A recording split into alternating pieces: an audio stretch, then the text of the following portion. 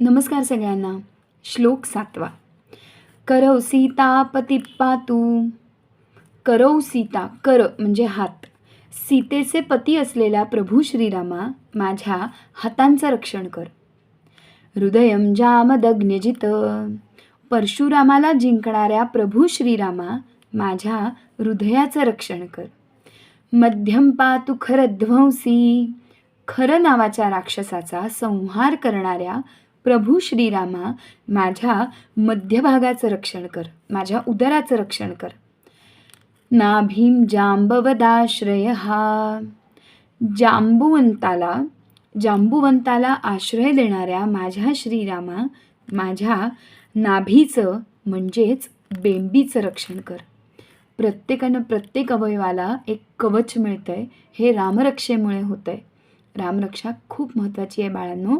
रोज ऐका आणि ऐकूनच झोपी जा.